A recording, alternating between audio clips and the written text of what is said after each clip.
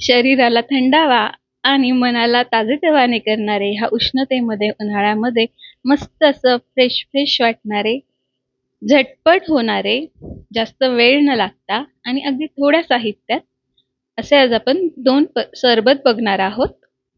हाय, hello, नमस्ते.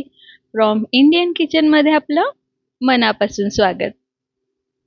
आज आपण दोन छान मस्त असे सरबत बघणार आहोत आणि त्यासाठी आपण इथे कैरी घेतलेली आहे. कलमी कैरी घेतली आहे, मध्यम आकाराची, जी साल काढून घेतलेली आहे. तुम्हाला हवं तर तुम्ही साल ठेवू शकतात आणि चिरून घेतली आहे. लिंबू घेतलेला आहे, पुदिन्याची पानं, मीठ आणि साखर.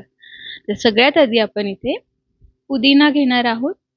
आपल्याला मिक्सरच्या भांड्यामध्ये आपण पुदिना काढून घेऊयात. तर साधारण मोठा चमचा भर पुदिना आपल्याला इथे घ्यायचा आहे, म्हणजे अर्धी मूठ हलकीशी आपण अशी घेतलेली आहे. यामध्ये टाकूयात साखर, 2 छोटे चमचे साखर. तुम्ही इथे चमचा बघू शकता, जो आपला पोहे खायचा चमचा असतो तो आपण इथे घेतलेला आहे. तर 2 चमचे साखर आपण यामध्ये टाकलेली आहे आणि अर्धा लिंबू, किंवा तुम्ही जर चमच्याने माप घ्याल तर 1 मोठा चमचा लिंबू आपण यामध्ये पिळून घेतलेला आहे. आणि यामध्ये टाकूयात थोडंसं मीठ, अगदी चवीपुरतं. एवढ्या मिश्रणासाठी मी पाऊण चमचा मीठ घेतलेलं आहे. तर यामध्ये थोडंसं पाणी टाकूया, म्हणजे हे छान बारीक होईल एकसारखं. आणि याला व्यवस्थित बारीक करून घेऊया. मस्त बारीक पेस्ट आपल्याला याची करून घ्यायची आहे. तर इथे तुम्ही बघू शकता, छान अशी पेस्ट आपली इथे तयार झालेली आहे. हे आपण एका ग्लासमध्ये काढून घेऊया. तुम्हाला जर हवं तर तुम्ही हे गाळून देखील घेऊ शकतात किंवा तसंच वापरलं तरी देखील चालेल. आता आपण जे माप घेतलेलं आहे त्या साहित्यामध्ये, तेवढ्या साहित्यामध्ये साधारण ह्याच्यात 2 ग्लास सरबत तयार होतं. तर आपण ह्यामध्ये त्याच भांड्यामध्ये थोडंसं पाणी टाकून हलवून ह्यामध्ये काढून घेतलंय. आपलं इथे सरबत तयार आहे. ते सरबताचं जे पहिलं मिश्रण असतं ते तयार आहे. तर याच्यापासून आपण सरबत करणार आहोत. तर हे तुम्ही इथे बघू शकता, अर्ध जेवढं आपण तयार केलेलं आहे त्याच्या मी अर्ध एका ग्लासमध्ये काढून घेतलेलं आहे आणि यामध्ये थंड पाणी टाकणार आहे. तुम्हाला आवडत असेल तर तुम्ही हे सोड्याने देखील बनवू शकतात. यामध्ये सोडा, जो साधा सोडा असतो तो टाकायचा आणि मस्त वरती असं हे पुदिन्याचे पानं लावून पिण्यासाठी आपलं सरबत तयार आहे. पुदिन्याचे थंडगार सरबत आपले इथे तयार आहे.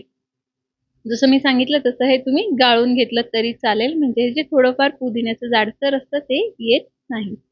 आता दुसरं सरबत आपण करणार आहोत. त्यासाठी त्याच मिक्सरच्या भांड्यामध्ये आपण जी कैरी चिरून घेतलेली आहे ती घेणार आहोत.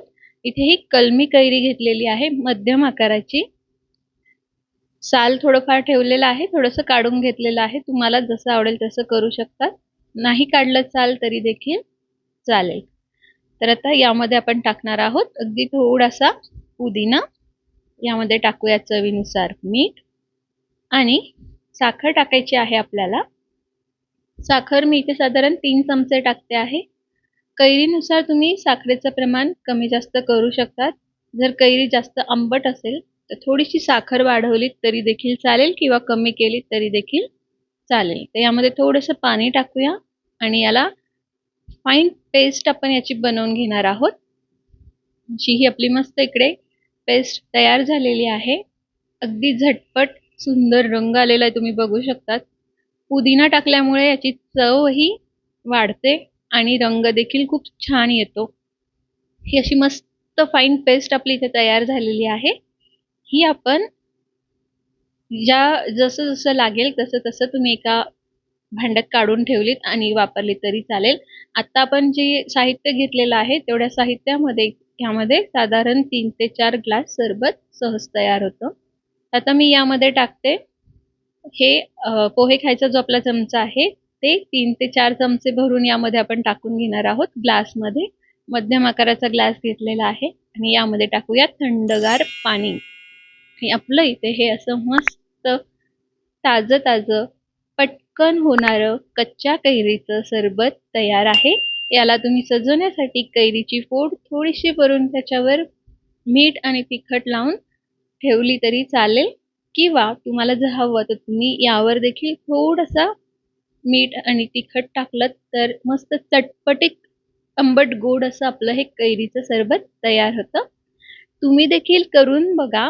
ह्या उन्हाळ्यामध्ये शरीराला थंडगार ठेवण्यासाठी आणि मनाला फ्रेश फ्रेश ठेवण्यासाठी असे आपले हे 2 प्रकारचे सरबत तयार आहे. नक्की करून बघा. कसे झाले आहे कमेंटमध्ये कळवायला विसरू नका. भेटूया पुढच्या व्हिडिओत. तोपर्यंत नमस्ते.